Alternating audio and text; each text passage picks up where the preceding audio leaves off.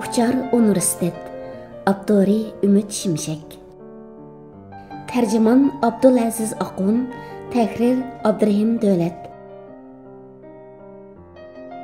Teklimakan Uyghur Neşriyatı. Yer astıda kelecek şekillenmekte namlıq 9. babның davamı. İzcilağa nisbeten ma'rif naiti keng qatlamni öz içiga alatdi. Bu oqum paraxotni bağlash iqtidori, bir poyezni relsdan chiqarib etish deganlarni bildirishdan boshqa, yer osti maktablarda o'qiladigan darslarni öz ichiga alatdi. Albatta, izcilağa nisbatan inson aqliga keladigan hamla yer ma'rif so'rini hisoblanadi. Bu makallar qatoriga germanlarning yig'ilish lagerlarimi kiradi. Polshaliklar Ruslarning hukmronligi ostidagi chag'dila jam bo'lgan har qanday yerda bir narsalarni o'g'itish va o'rganishni bir milliy aloyidalikka aylantirib bo'lgan edi.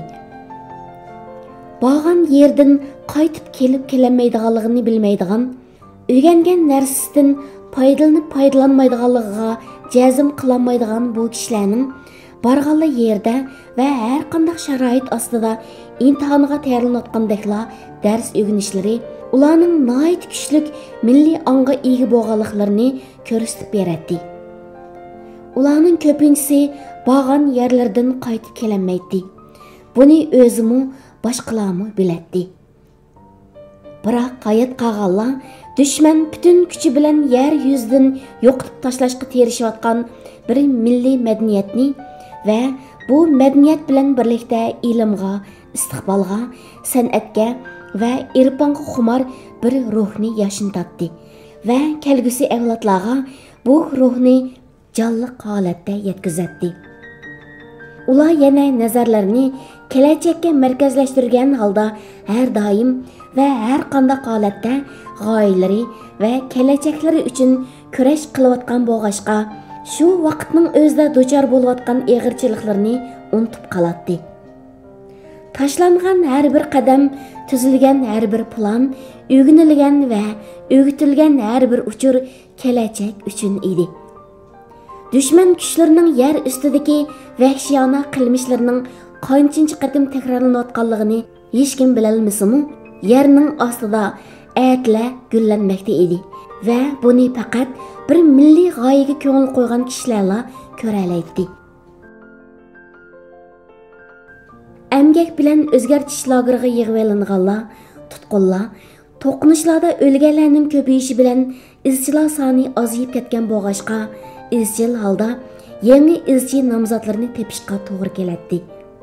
Bu o'g'itish yukining kunsiri eg'irlish mengishidan derak beradi.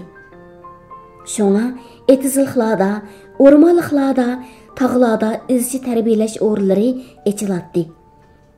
Bu orunlarda bir qancha kun, bəzida faqat bir həftə axırı içində besib tərbiyələşdən ötküzüş arqalıq namzatda yetişdirilib, izchilar sətlərə əvətilətdi.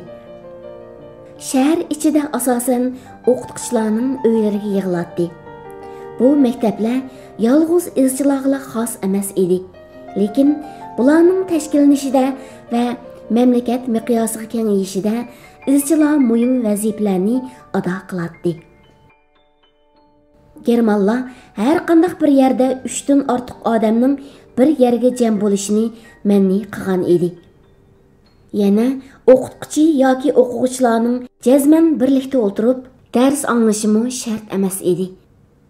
Her qanday bir yoshning ko'chada sumkasidagi darslik kitobi bilan tutilib qolishi, sinfdagi barliq o'quvchilarning yig'ilish lagerlariga avatilish uchun yetarlik sabab edi. Shunga sinflar ikkiga ayrilib, bir guruhga dars o'qiyotganda, yana bir guruhga binoning sirtidagi muayyan joylarda navbatchilik qiladi. Yotilish eshikni tiraqshitishga o'xshash bir ishorat xavfning xabarchisi edi. Onundan keyin ahvoli qarab, German askarlarining gapga tutib, sinfdagilarning tarqalib ketish uchun fursat yaratib berishdek taktikalar ishga solinadi. Yer osti maktablar polshaliklarning natsiz ishg'oliga qarshi bildirgan istiqiylik norozilik edi. Natsistlar Polşanın işğalini 1939 yılı oktyabirda tamamladı. Noyabr ayida bo'lsa, davlatning har qaysi joylarida yer osti maktablari faoliyat boshlab ketdi.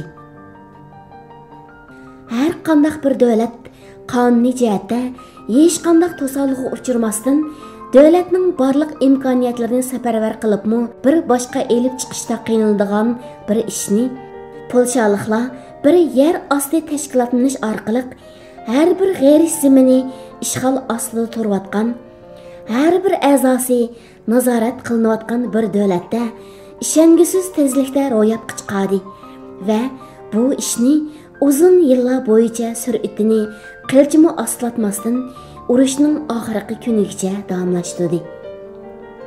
Ikkinchi dunyo urushining eng shiddatli kunlarida Gestaponing putining uchidala 2000 o'tiri maktab faoliyat elib beryotdi va bu maktablarda 100 ming o'quvchi o'qishni davomlashtirmoqda edi.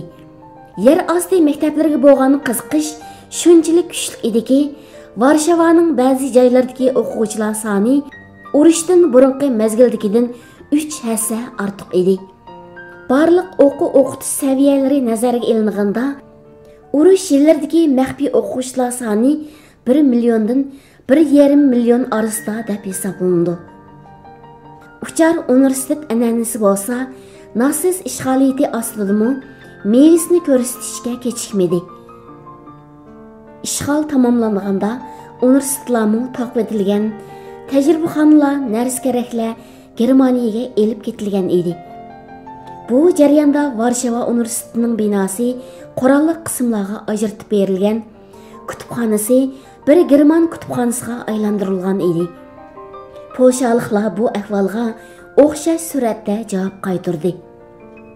İşğal tamamlangan oktyabr oyi ichida universitetning yer osti sinflari faoliyatga o'tdi. Varshava tibbiy fanlar fakultetidan professor Ludwig Pashkevich bilan professor Vitold Orlovskining uydan uyga yo'tkilib turadigan sinflarimi bularning orasida edi.